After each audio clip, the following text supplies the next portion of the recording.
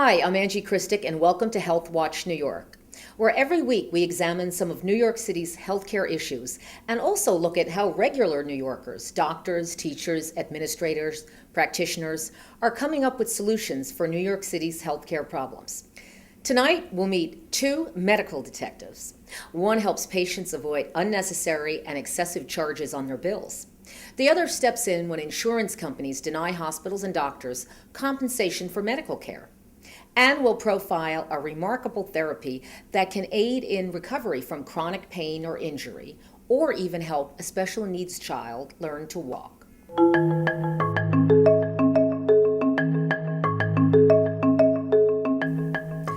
You've had a bad fall in the street or an acute medical emergency, a heart attack or a seizure. In crisis that follows, the last thing you're worrying about is what it will all cost. But the bills will come. And sometimes they're almost as frightening as the disease or injury itself. Adria Gross, a kind of medical detective and patient advocate, helps patients sort through what can become a maze of charges that sometimes are too expensive or just plain wrong. I open MedWise Billing to help attorneys with big personal injury cases, helping them save money, and I also help any individuals that have issues with their insurance company. I handled a case where a woman had fallen down in a hotel, and she asked me to help her because the bills from the insurance company, if she was to win her case, they were adding up to over $100,000. And she asked me to look at her bills because she felt that most of them were not related to her injury, because the insurance company doesn't take the time to go through it themselves. They don't authorize it within their offices, and they just will take a look at a time period for that when the incident happened, and they will send out bills, not really combing through them to see what's related to the injury and what's not. So we went through the bills, and a lot of them were not related to the injury.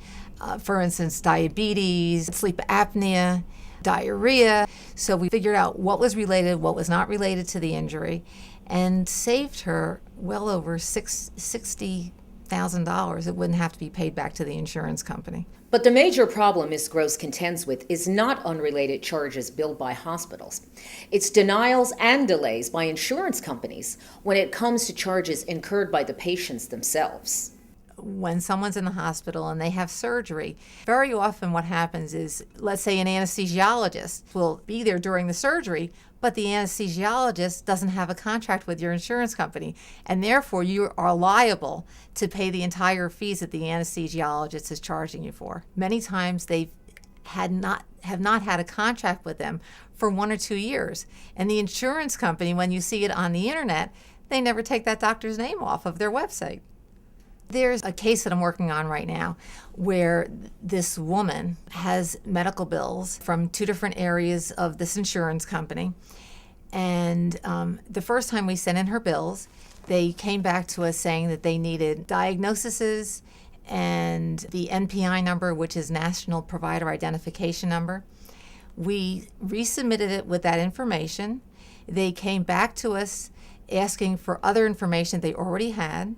When we told them that you already have this information, they informed us that they had thrown out some of her original bills.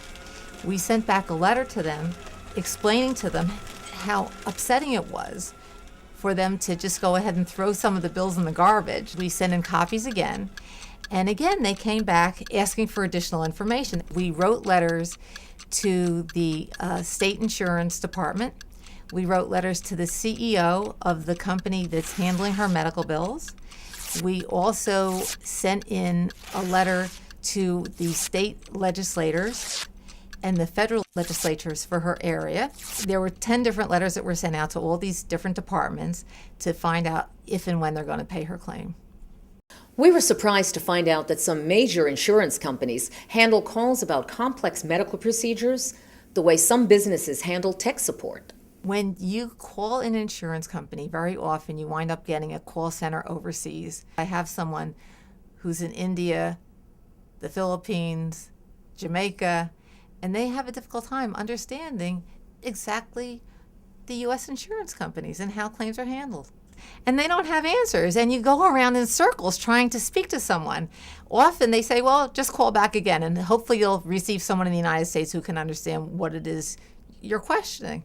A lot of time, an insurance case could take anywhere from 2 to 5 years before it's finally settled. Many of the people Ms. Gross has helped with their billing issues wanted to speak about the effectiveness of her services. However, they're currently involved in ongoing legal cases with their insurance companies and were not allowed to publicly comment on how Ms. Gross assisted them.